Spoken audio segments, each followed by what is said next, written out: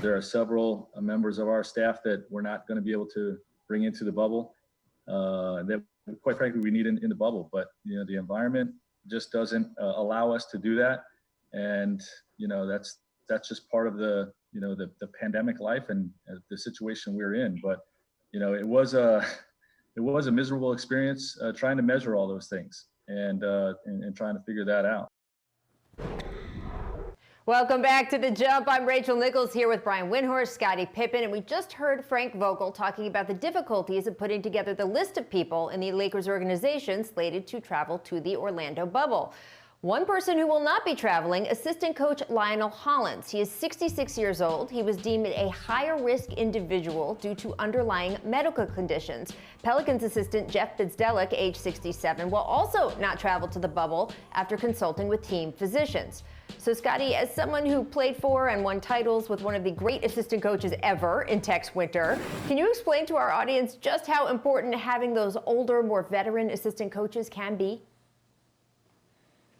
Well, Rachel, it was important. I kind of grew up in the game with two older coaches, Tex Winter, as you spoke, but also Johnny Bach, who both those coaches who have now passed away. But their presence are important. They are so important in the locker room, on the sidelines, throughout the practices.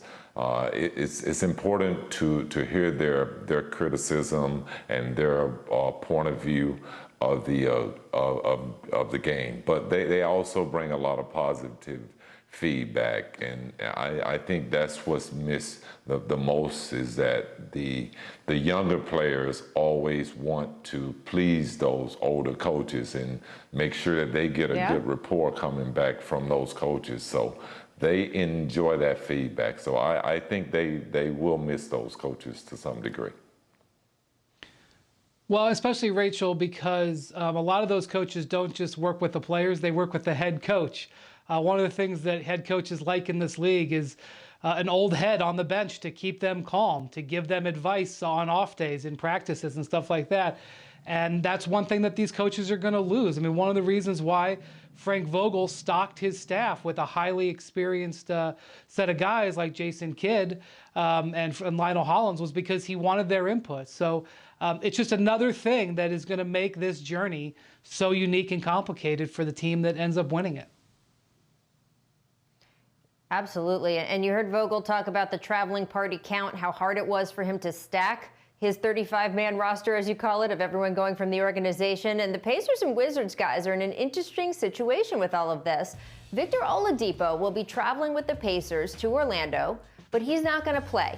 And Wizards coach Scott Brooks said today that Bradley Beal will travel with his team, but is still undecided if he will play. Obviously, that's an interesting choice in a postseason where we expect roster depth to play a huge factor, but it's just not just that the teams could be taking an extra player instead of either Oladipo or Beal.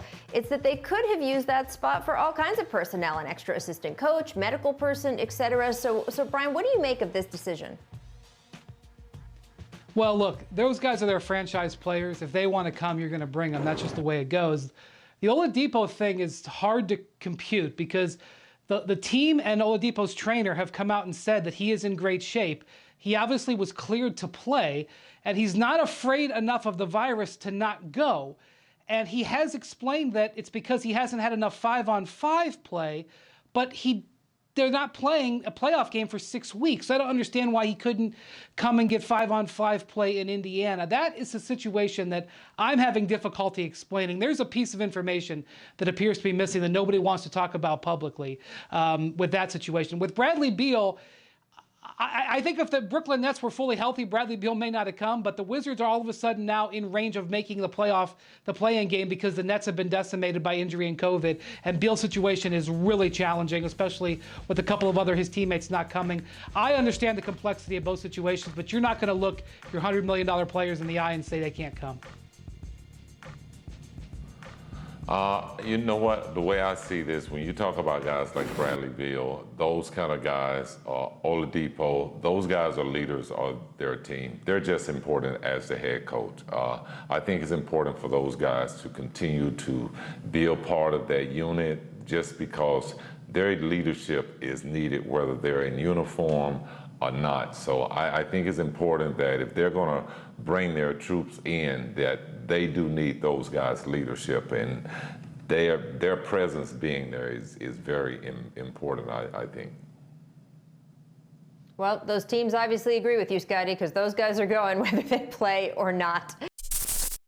Thanks for watching ESPN on YouTube. For live streaming sports and premium content, subscribe to ESPN+.